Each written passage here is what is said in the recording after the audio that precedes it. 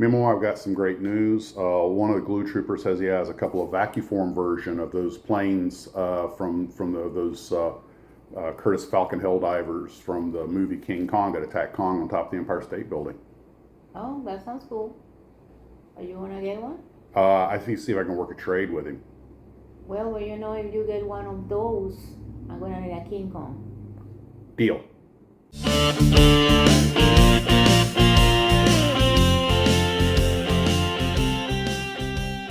Well, hello, Glue Troopers. Max and Max's Models here. So today, I remembered to put my apron up and hang it around my neck and caught a few parts. So I started off on the instrument panel of the Fuji Aero Subaru, and I used some decals that a glue trooper gave me to put individual instruments on.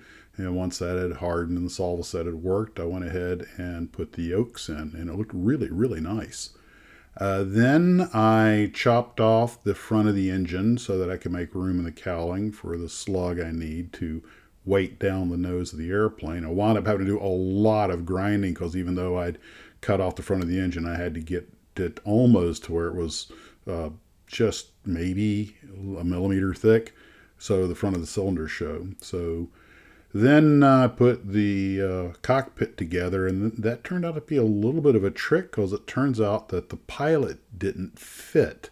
Everything was in place the way it was supposed to be, but what happened was is they used the same pilot or the same figures for all of their light aircraft models, and the yokes were just down too low. They were in the way. They were right in front of the seat. It's got to be an accuracy in the model because there's no way the real airplane would have the yoke mounted where it basically you pull it back and it goes right into the seat.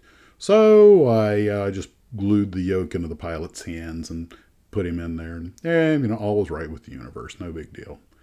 Then came time to put the fuselage halves together. There are no alignment pins. This was a little trickier than I anticipated because I had to put the side windows in first, and the top didn't want to seal. So I had the trick of trying to get the top together without pushing on the windows, and turned out the only thing I could really do was just tape it. It left a little bit of a gap, which I filled in and sanded down, and tomorrow I'll probably touch it up some more once I get on it with some primer. And the firewall had all kinds of components on it, which were going to be possibly in the way of the weight in the nose, so I filed it down pretty flat. But you need the firewall because that's where the forward landing gear mounts. Once I got it all together and relatively secured, there's going to be some cleanup on it, but I've got the rest of the windows in place except the back window. On the back window, I am just using some tape to block off the cockpit while I paint it. And then, of course, I put the liquid mask on there. And I figure before I go any further, better probably go ahead and mount the nose with the weight in it. Unfortunately, I'm using actually put some Gorilla Glue, which is basically a resin in there to make sure that the bullet that I have in there doesn't roll around. And I went ahead and used that to mount the cowling because I knew stuff gives a really strong bond. But of course, the downside of that is it takes a long time to harden. So I've just left it here overnight to harden. I'll get back to it tomorrow. So once I got to that stopping point, I decided to start working on my next group build, which of course, is your first kit or something close to it. I don't know if there's any chance of me getting a BTK Spitfire. I'm not even 100% sure my first kit was a Airfix BTK Spitfire, but it was in the mid 60s and it was a bagged 176 or 172nd scale kit, and it was blue, which makes me think of the Airfix kit because I knew the BTK was often blue. Anyway, so I found this 172nd scale Spitfire, which actually is my nephew's. He left his models behind. And I took it out, and that'll work. And then I realized it didn't have any clear parts or instruction sheet or decals when I inventoried it. Wonderful. So I might go ahead and build it anyway. I'm sure I can scrounge something up. But it does come with this interesting stand, which I call the shadow stand. It's the shape of the airplane. And I think the idea is that you paint it black so it's like the airplane's flying over its shadow. Well, I went ahead and just figured this would be a quick job, shot a little black paint on it, and it bubbled up some of the worst bubbling I've ever seen. I was like, okay, there's clearly a lot of residual something on this kit. So I cleaned it off, wiped it down, primed it, and shot it again. Came out fine, but I know when I build that model, everything's got to be scrubbed down and primed. I also found this Airfix 1/72nd scale Spitfire that was a gift from a glue trooper, so that'll probably be my entry into the first kit build. So, as you guys saw at the beginning, my wife said that if I am able to acquire one or two of those Helldivers that were used in the movie King Kong, then I have to get a King Kong to go with it. Challenge accepted.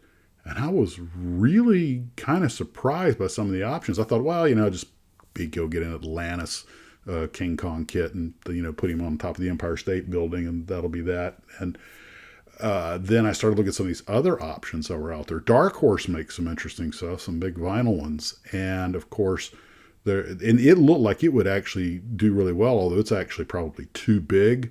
But I could put the airplanes in the background. Then I saw something from Monsters in Motion that looked to be pretty close to it, about 10 inches tall. I think that might work, but they're out of stock, and that's $149. And then I found the Polar Lights King Kong Triumphant, which says it's 1/72nd scale, so it actually should scale out with the airplanes perfectly. But those things are pretty pricey also. Not that I'm above it, mind you, but I was like, some of these things, I found, I was surprised how many I found, and close to the right scale too, but some of them were like solid resin. It's still model building, I guess. You don't really put it together, you more just paint it. But the thing was, I was thinking, I was looking at maybe swapping a kit for a couple of these vacuform planes and from Esoteric, their Esoteric vacuform kits, and they're 1/72nd scale, and I was thinking, a 1/72nd scale King Kong would go perfectly with it. But yeah, at first I was thinking about just swapping some kits, and now all of a sudden I'm looking at spending hundreds of dollars. My goodness. That escalated quickly. But you know what? It would make an excellent project. And in other news, KSLC needs a canopy for an F-111 kit. Tommy needs engine parts. Everybody needs parts for the F-111s. I didn't realize there were that many people building F-111s.